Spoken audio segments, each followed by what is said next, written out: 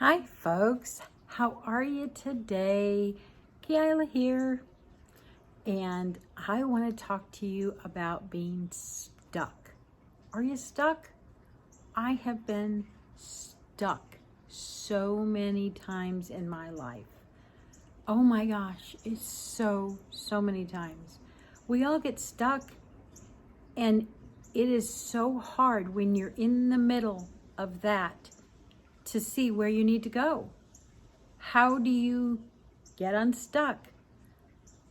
How stuck are you? I have been like super glue stuck. It's not easy. I have stayed stuck in some things for years.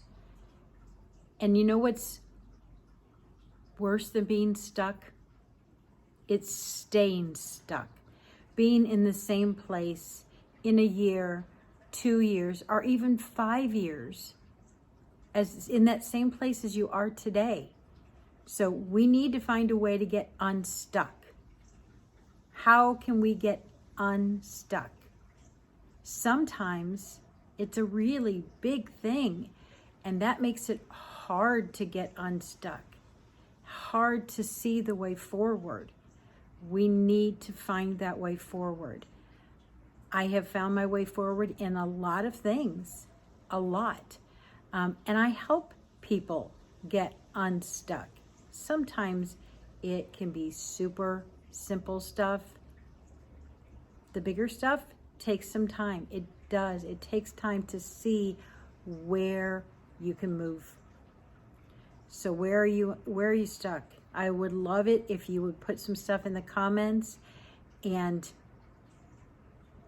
give me some ideas of where you're stuck and how I can help you. Because after being stuck so many times in my life, I love helping people find a way out of the stuckness. Is that a word? I'm not really sure if that's a word, stuckness, but it sure feels like it should be a word, doesn't it? So, how can I help? I was talking to a friend, and she was stuck. She's like, I know I need to do this. It's important for my business. She was having trouble. She was stuck in live videos. That's what it was. It was live videos. How she could get over that fear of going live. So I actually had an idea. Sorry, got an itch. And I told her to do what I did, because when I started making videos, it was hard. And live videos were even worse, because you know what I've learned with most of everything in life, or well, in technology, I should say, is there's an undo button. Now with live videos, you can always delete it and so you're good, really, because honestly, on live videos, at this point, when you're just starting out, there's not that many people that jump on the live, so you can just go live. If it's horrible, delete it. So what did I tell her to do? It was simple. Grab a free Zoom account. Easy. Most of us have it after 20 and 21. We have Zoom accounts. So grab your free Zoom account and open up a meeting. Just you. Watch yourself on camera. What are those things that just really bug you that you do? For me, it bugs me when I smile and I feel like I lose my eyes. So I have a tendency not to smile very much when I'm on camera, which I don't like, because I like smiling. And I like people that are smiling when I'm watching videos. But I don't like it when my eyes disappear. So I have a tendency to open my eyes really wide and like raise my eyebrows. Looks kind of funky, but you know what? I like it. I like that better than losing my eyes when I grin. They just squish into nothing.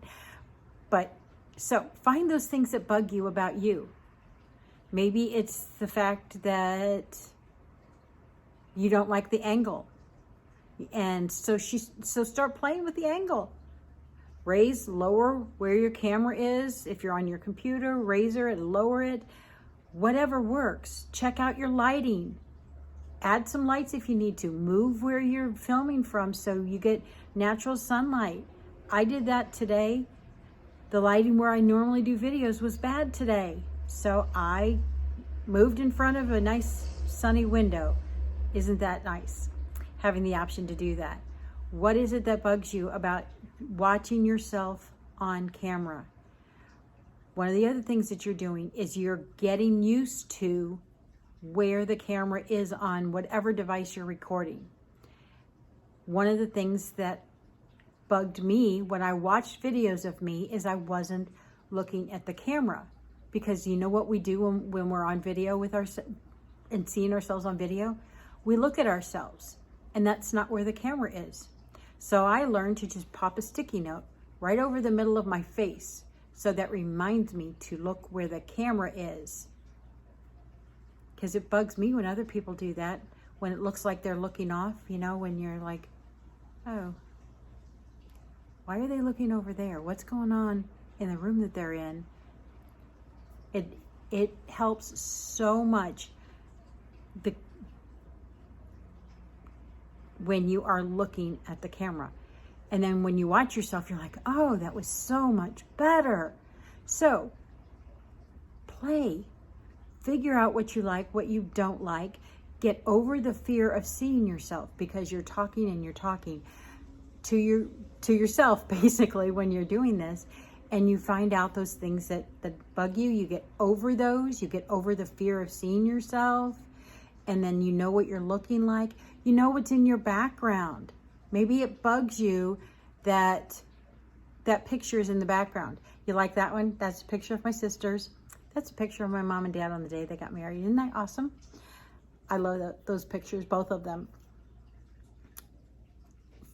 Play. Look at it.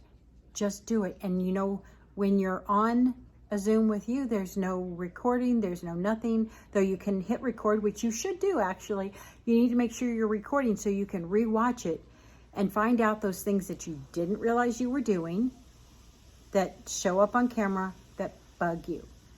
Play with it. It's not hard, and it will get you over that fear. What other fears in your life can you do? Can you move forward? And there's an undo button.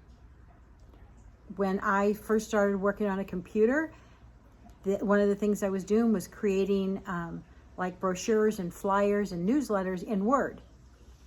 And so I would try something and I wouldn't like it. There was an undo button. But I mean, this is like 20 years ago.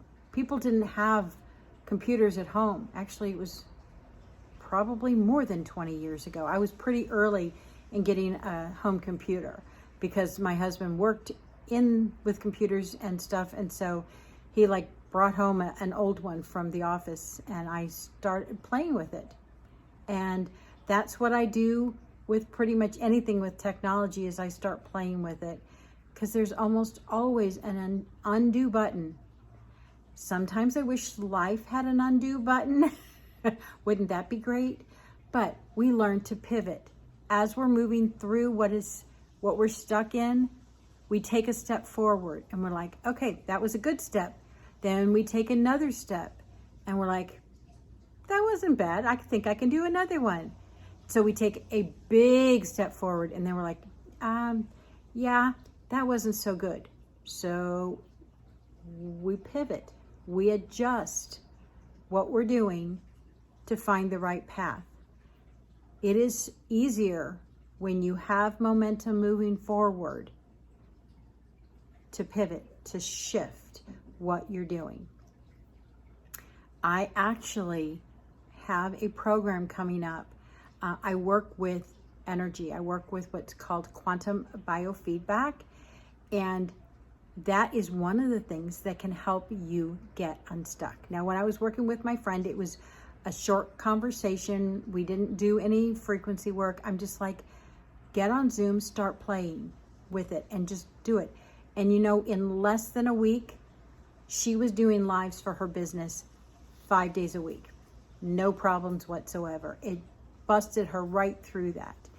And the biofeedback can do that for you. And I actually am getting ready to do a month-long program on that, on getting unstuck, busting through things. It's actually called Creating Habits That Stick, because a lot of what we do in habits will help us move forward in life. It actually is. It's within the same energy, movement, and it's super effective. I would love for you to join me. You can jump into my Facebook group. It's actually called From the Days of Diapers and Dishes, Dancing into Daylight and Dreams. I would love to have you there.